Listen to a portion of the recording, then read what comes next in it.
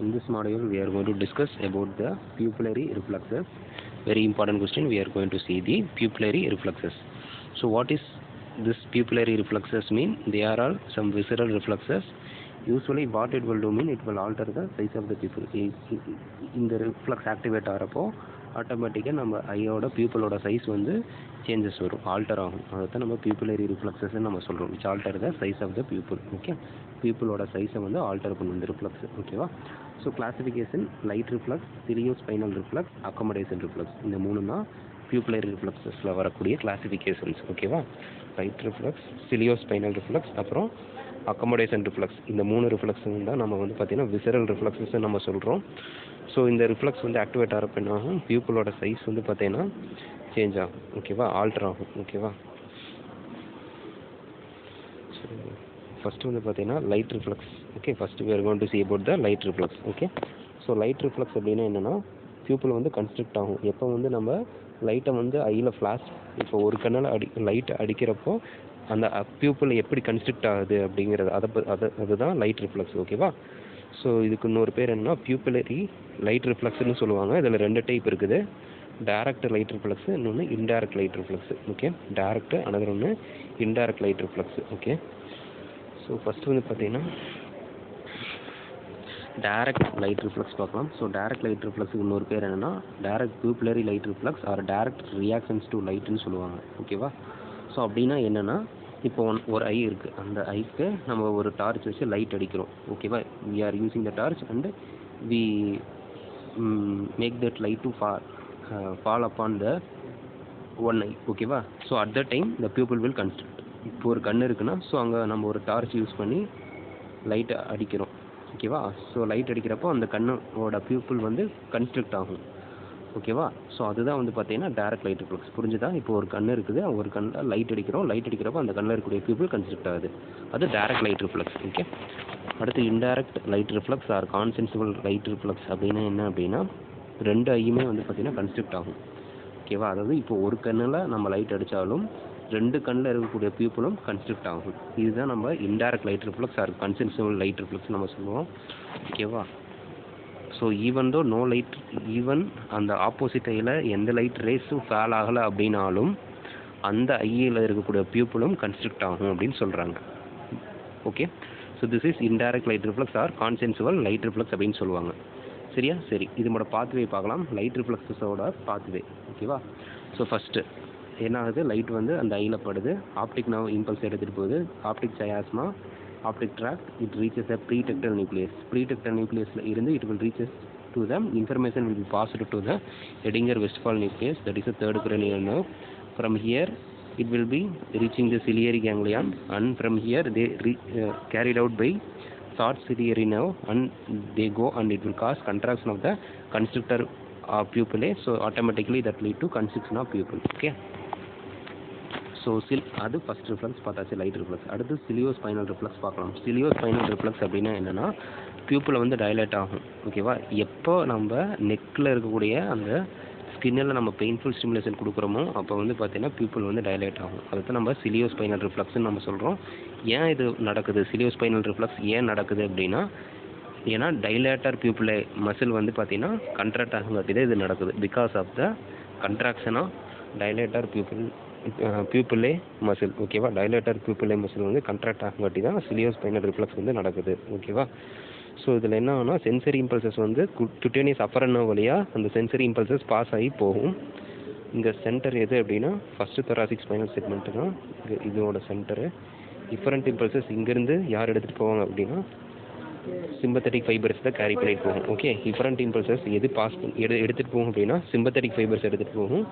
இது எங்கே ரீச் ஆகும்னா டைலேட்டர் பியூப்பிளேக்கு ரீச் ஆகும். ஓகேவா? சிம்பிளாக சொல்லணும் அப்படின்னா சிலியோஸ்பைனல் ரிஃப்ளெக்ஸ் அப்படின்னா என்னென்னா, நெக் ரீஜனில் இருக்கக்கூடிய அந்த ஸ்கின்னில் நாம் ஒரு ஸ்டிமுலஸ் கொடுக்குறோம், பெயின்ஃபுல் ஸ்டிமுலஸ் நம்ம பிஞ்ச் பண்ணுறோம் அப்படின்னா ஆட்டோமேட்டிக்காக பியூப்பிள் வந்து பார்த்திங்கன்னா டைலேட் ஆகும். அதுதான் நம்ம சிலியோஸ்பைனல் ரிஃப்ளெக்ஸ்ன்னு நம்ம சொல்கிறோம். ஓகேவா? புரிஞ்சுதா? சிம்பிள் கான்செப்ட் அவ்வளோதான்.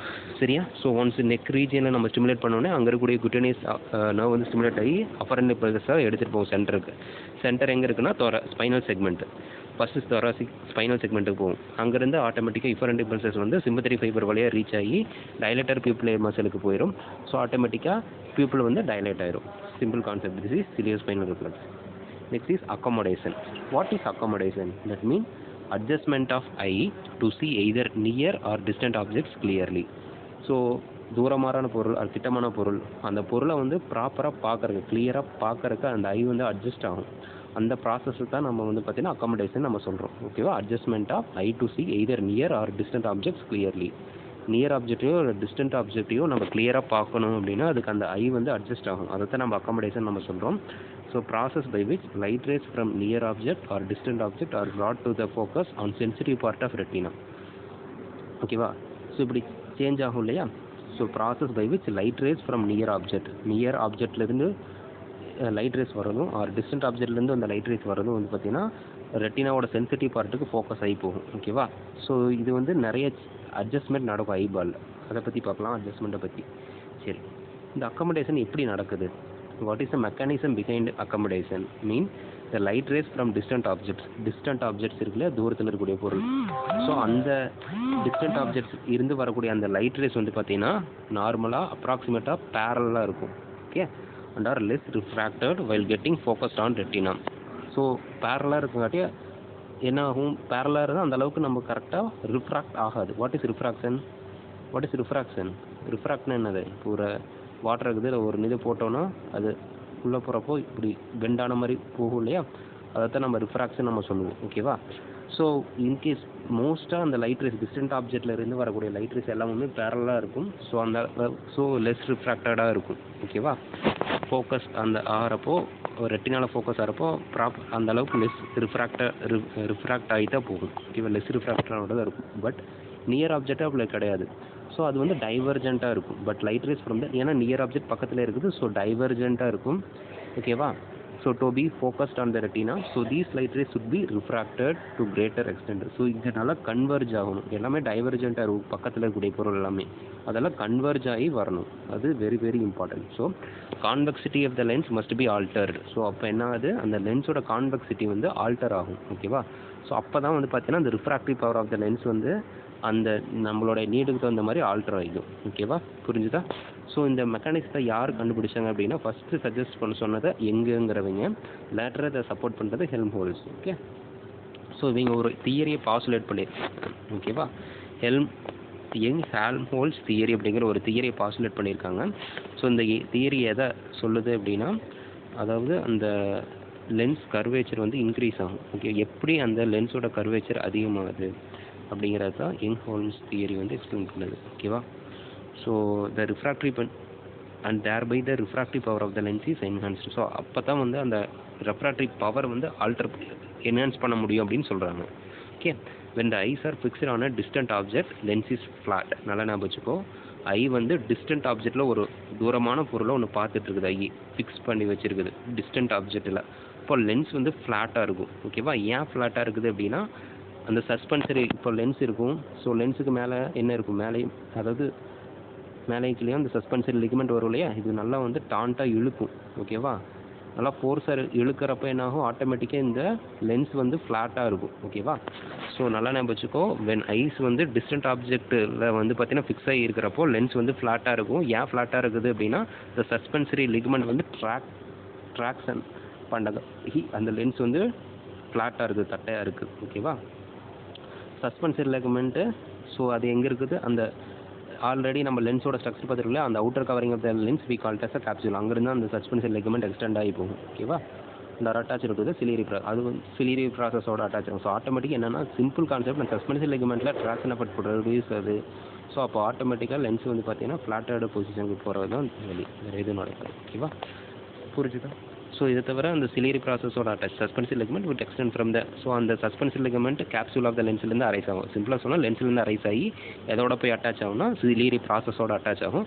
அதுக்கு மேலே சிலியரி ப்ராசஸ் போய் கோராய்டோட அட்டாச் ஆகும். த்ரூ சிலியரி மசில் வழியாக கோராய்டில் போய் அட்டாச் ஆகிக்கும் சிலியரி ப்ராசஸ். ஓகேவா? So when vision is shifted from distant, சரி டிஸ்டன்ட் ஆப்ஜெக்ட்டில் இப்படி இருக்குது. இப்போ ஒரு ஐ வந்து ஃபிக்ஸ் பண்ணியிருக்கோம், தூரத்தில் ஃபிக்ஸ் பண்ணுறப்போ அந்த லென்ஸ் வந்து ஃப்ளாட்டாக இருக்கும். ஏன் ஃப்ளாட்டாக இருக்குது அப்படின்னா அது ட்ராக்ஷன் எஃபெக்ட் ப்ரொடியூஸ் பண்ணுது. ஸோ அதுனால ஃப்ளாட்டனாக இருக்குது. Suspension ligament traction effect produce பண்ணுது. ஆட்டோமேட்டிக்காக கண்டிப்பாக lens will go for flat.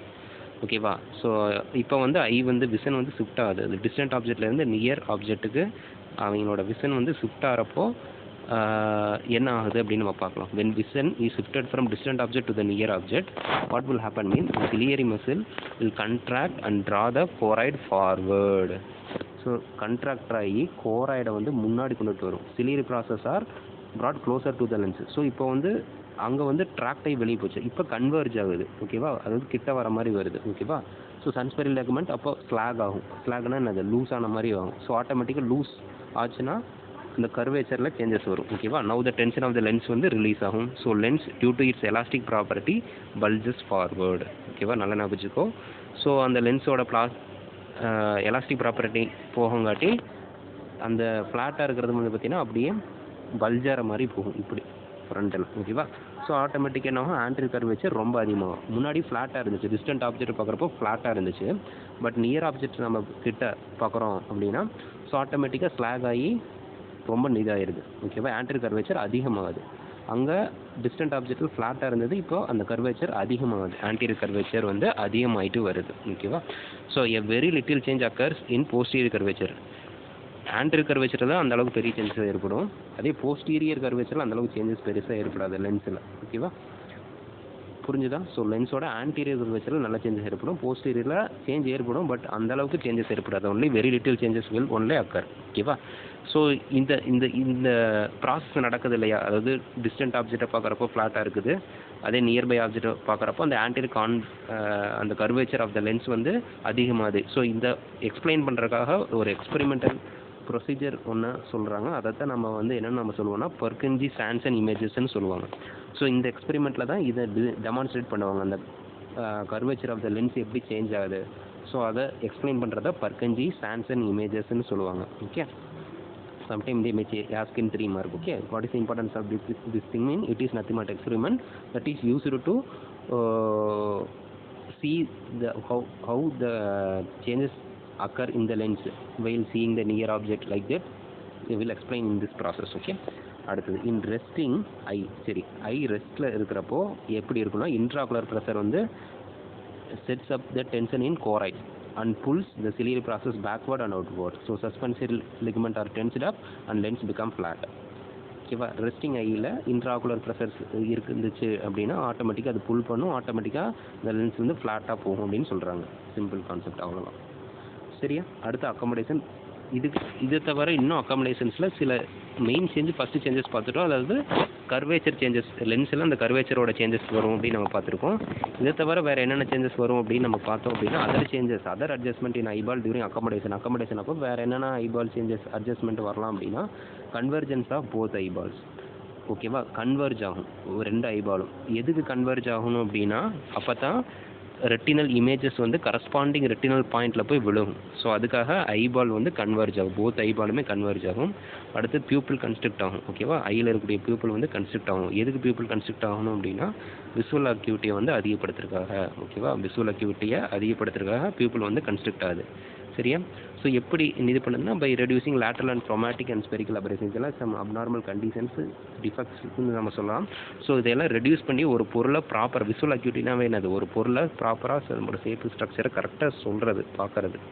So அதை வந்து இன்க்ரீஸ், அதெல்லாம் ரெடியூஸ் பண்ணி விடும். ஓகேவா?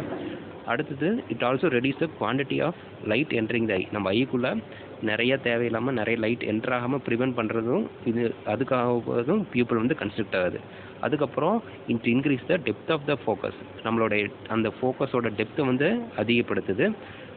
Especially through more central part of the lens as its convexity series increased. ஓகேவா? ஸோ டெப்த் அதிகப்படுது, எஸ்பெஷலி இந்த சென்ட்ரல் பார்ட்டில் இது பண்ணுதுன்னு சொல்கிறாங்க, கான்வெக்சிட்டியை அதிகப்படுத்து ஆன்டீரியராக. ஓகேவா?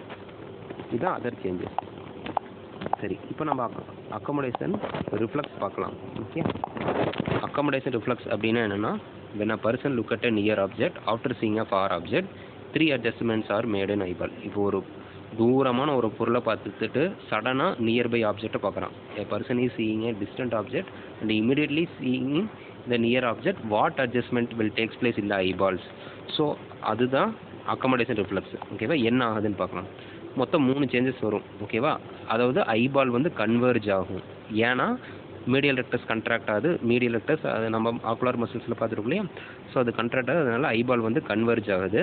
அதுக்கப்புறம் பியூப்பிள் வந்து கன்ஸ்ட்ரிக்ட் ஆகுது. அது 2வது சேஞ்சஸ். ஏன் கன்ஸ்ட்ரிக்ட் ஆகுது? ஏன்னா constrictor pupil of the iris வந்து கண்ட்ராக்ட் ஆகுது. ஸோ ஆட்டோமேட்டிக்காக பியூப்பிள் வந்து கன்ஸ்ட்ரிக்ட் போயிடுது. ஓகேவா, அடுத்தது anterior curvature of the lens வந்து அதிகமாகுது. ஏன் அதிகமாகுது? Because of the contraction of ciliary muscle. Okay, so இந்த 3 சேஞ்சஸ் தான் அக்கமடேஷன் ரிஃப்ளெக்ஸ் நடக்கும். அக்கமடேஷன் ரிஃப்ளெக்ஸ் எப்படி நம்ம பண்ணுவோம்?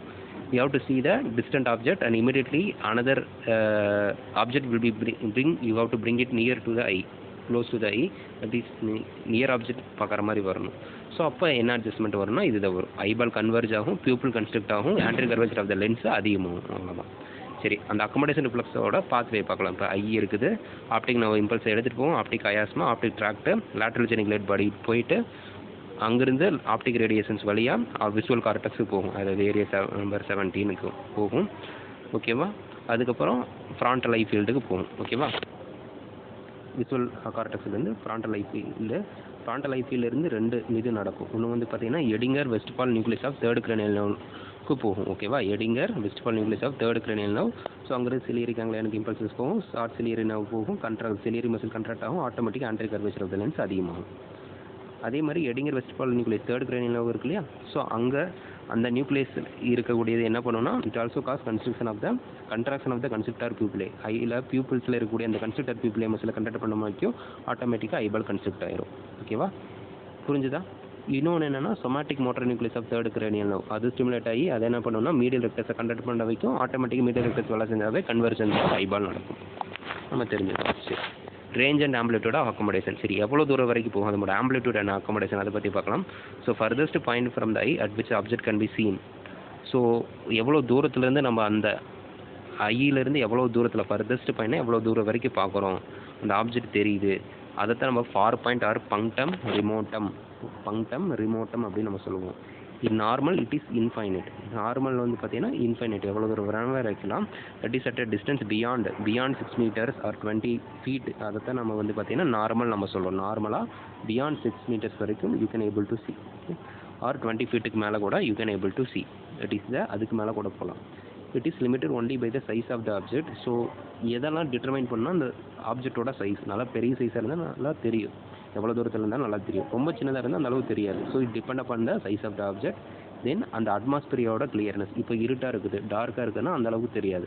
அதே டே லைட்டில் நல்லா பிரைட் லைட்டில் நல்லா தெரியும். So it also determine by the clearness of atmosphere and also curvature of the earth. அந்த எர்த்தோட கர்வேச்சர் இது எல்லாம் தான் டிட்டர்மைன் பண்ணுது. So nearest point from eye at which the object is seen clearly. So nearest பாயிண்ட்டில் அந்த object வந்து கிளியராக தெரியறது தான், அதைத்தான் நம்ம நியர் பாயிண்ட் நம்ம சொல்கிறோம், அல்லது பங்க்டம் ப்ராக்சிமம் அப்படின்னு நம்ம சொல்கிறோம். ஸோ இது எவ்வளோ தூரம்னா 7 to 40 centimeter depending upon the ஏஜை பொறுத்து வேரி ஆகும். பட் நார்மலாக 70 to 40 centimeter. அதே far point beyond 6 meter or 20 feet. But near இது வந்து பார்த்தீங்கன்னா 7 to 40 centimeter. That is a near point or punctum proximum. Okay, so the distance between far point and near point, அந்த 2 for பாயிண்ட்டுக்கும் near point கிடையாது இருக்கக்கூடிய அந்த டிஸ்டன்ஸை தான் நம்ம என்னென்னு நம்ம சொல்கிறோம்னா ரேஞ்ச் ஆஃப் அக்கமடேஷன் நம்ம சொல்கிறோம். So focal length of the eye is different ஒரு near vision and far vision. ஓகேவா, அந்த ஃபோக்கல் லென்த் இதுக்கு தகுந்த மாதிரி வேரி ஆகும். நியர் விஷனுக்கும் ஃபார் விஷனுக்கும் ஃபோக்கல் லென்த் வந்து சேஞ்ச் ஆகும். ஓகேவா, அதே மாதிரி ரிஃப்ராக்டிவ் பவரும் வந்து பார்த்தீங்கன்னா ஆல்ட்ராக சொல்கிறாங்க. ஓகேவா, so refractive power during for vision. So for vision அப்போ ரிஃப்ராக்டிவ் பவர் எவ்வளோ அப்படின்னா, அதாவது அந்த ரிஃப்ராக்டிவ் பவர் இருக்குல்லையே அதை நம்ம ஸ்டாட்டிக் ரிஃப்ராக்ஷன் அப்படின்னு நம்ம சொல்கிறோம். அதாவது கேப்ஸ் லெட்டர் ஆரில் நம்ம சொல்கிறோம். ஓகேவா, ஃபார் விஷனில் பார்க்குறப்போ அந்த ரிஃப்ராக்டிவ் பவரை நம்ம என்னென்னு நம்ம சொல்கிறோம் அப்படின்னா ஸ்டாட்டிக் ரிஃப்ராக்ஷன் சொல்கிறோம். அதே நியர் விஷன் அப்போ இந்த ரிஃப்ராக்டிவ் பவர் ஃபார் நியர் விஷனுக்கு நம்ம என்ன சொல்கிறோம்னா டைனமிக் ரிஃப்ராக்ஷன் அப்படின்னு நம்ம சொல்கிறோம். பீல ரெப்ரசென்ட் பண்ணுவோம். ஓகேவா, ஸோ இந்த 2 ரிஃப்ராக்டிவ் பவர் இருக்குல்ல ஸ்டாட்டிக் டைனமிக், அதை தான் நம்ம ஆம்ப்ளிடியூட் ஆஃப் அக்காமடேஷன் நம்ம சொல்கிறோம். ஸோ இதோட யூனிட் என்னென்னா டயாப்டர். ஓகே, டி டயாப்டர்னு நம்ம சொல்கிறோம். ஓகேவா, ஸோ ரிஃப்ராக்டிவ் பவர் வந்து பார்த்தீங்கன்னா actually it is reciprocal of focal length. Focal லென்த்தோட ரெசிப்ரோக்கல் தான் வந்து பார்த்தீங்கன்னா நம்ம ரிஃப்ராக்டிவ் பவர் நம்ம சொல்கிறோம்.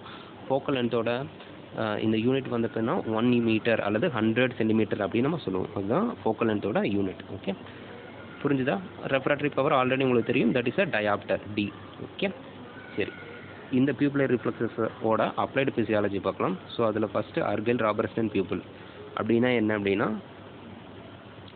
First light reflex is lost but accommodation reflex is present. Light reflex போயிடும், லாஸ்ட் ஆயிரும், ஆனால் அக்கமடேஷன் ரிஃப்ளெக்ஸ் ப்ரெசென்ட் ஆகிருக்கும். காமனாக வந்து இதில் எந்த கண்டிஷனில் வரும்னா டெர்சியரி சிஃபிலைஸில் வரும். That is a sexually transmitted diseases. So அந்த கண்டிஷனில் வரக்கு சான்சஸ் இருக்குது. ஓகேவா? ஏன் நடக்குது அப்படின்னா, இந்த கண்டிஷன் அப்போ எடிங்கர் Westphal nucleus, third cranial nucleus இருக்கு இல்லையா, எடிங்கர் வெஸ்ட்பால் நியூக்ளியஸ், அதில் ப்ராப்ளம் வந்துடும், லீசினாவே ப்ராப்ளம் வந்துடும். ஓகேவா?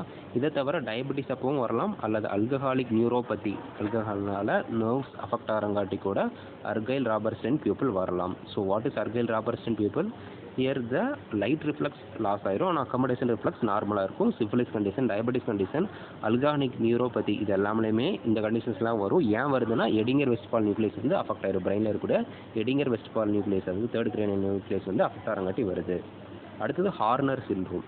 இது ஒரு ஐ டிஸார்டர்ஸ். இது எதனால் வருது அப்படின்னா, செர்விக்கல் சிம்பத்தட்டிக் நர்வ் வந்து பார்த்தீங்கன்னா டேமேஜ் ஆகாங்காட்டி தான் வருது. ஓகேவா?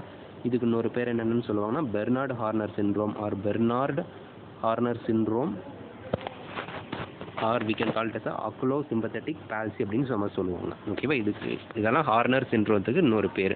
சரி, என்னென்ன சிம்டம்ஸ் வரும் அப்படின்னா, அஃபெக்டான சைடில், ஓகேவா, அஃபெக்டான சைடில், அதாவது இந்த சிம்பத்தட்டிக் நர்வ் இருக்கு இல்லையா, ஸோ அது அஃபெக்டான சைடில் என்னென்ன சிம்டம்ஸ்லாம் வரும்னா, ஃபஸ்ட்டு டோசஸ் வரும். அதாவது அப்பர் ஐலிட்ஸ் இருக்கு இல்லையா, அந்த ஐலிட் வந்து ட்ராப் ஆயிரும். ஐலிட்ஸ் இருக்கு இல்லையா, அது ட்ரூப் ஆன மாதிரி போயிடும். அதைத்தான் நம்ம டோசிஸ் நம்ம சொல்லுவோம். ட்ரூப்பிங் ஆஃப் ஐலிட்ஸ் இருக்கு இல்லையா, கண்ணிமை வந்து ட்ரூப் ஆகி போன மாதிரி போயிடும். அது ஒன்று நடக்கும். அதைத்தான் நம்ம டோசிஸ் நம்ம சொல்லுவோம். Very very important clinical aspect you have to know. Okay. அடுத்தது ஸ்வெல்லிங் ஆஃப் லோயர் ஐலிட் வந்து வீங்கி போன மாதிரி ஆயிரும், அதுவும் நடக்கும். அடுத்து மயோசிஸ் இருக்கும், அதாவது ரொம்ப சுருங்கி போயிருக்கும் பியூப்பிள், அதைத்தான் நம்ம மயோசிஸ் நம்ம சொல்லுவோம். ஐயில் இருக்கக்கூடிய அந்த பியூப்பிள் இருக்கு இல்லையா, அந்த பியூப்பிள் ரொம்ப சுருங்கி போன மாதிரி போயிடும். That is the abnormal constriction of pupil will be there. So that we call it as miosis. Then enophthalmos will be there, அதாவது சிங்கிங் ஆஃப் ஐபால் இன்டு அப்படியே முழுகி, இப்போ எப்படி கல் போட்டோன்னா வெள்ளுக்குள்ளே ஸ்டோன் போட்டோன்னு என்ன ஆகும், அப்படியே போய் முழுகிடும். அதே மாதிரி நம்மளுடைய ஐ ஆர்பிட்டல் கேவிட்டிக்குள்ளே போய் முழுகன ஆன மாதிரி போயிடும். அதை தான் நம்ம எனாப்தால்மஸ் நம்ம சொல்கிறோம். ஓகேவா? அதுக்கப்புறம் அந்த அஃபெக்டான சைடு இருக்கக்கூடிய ஃபேஸில் ஸ்வெட்டிங் இருக்காது, வேர்க்காது, அஃபெக்டான சைடு இருக்கக்கூடிய ஃபேஸ். ஓகே, புரிஞ்சுதா? ஸோ இதுதான் வந்து பார்த்தீங்கன்னா ஹார்னர் சிண்ட்ரோத்தோட ஃபீச்சர்ஸ். அடுத்து ப்ரெஸ் பயோபியா அப்படின்னா என்னென்னா, இது ஓல்டேஜில் வரக்கூடிய ப்ராப்ளம். ஸோ உங்கள் அக்காமடேஷன் அந்த ஆம்ப்ளிடியூட் வந்து டிக்ரீஸ் ஆயிரும். முன்னாடி பார்த்துருக்குள்ள அக்காமடேஷனோட ஆம்ப்ளிடியூட் வந்து பார்த்தீங்கன்னா டிக்ரீஸ் ஆயிரும். அந்த நியர் பாயிண்ட் வந்து எப்பவுமே ஐலேருந்து ஃபார் அவேல தான் இருக்கிறதா சொல்கிறாங்க. ஓகேவா?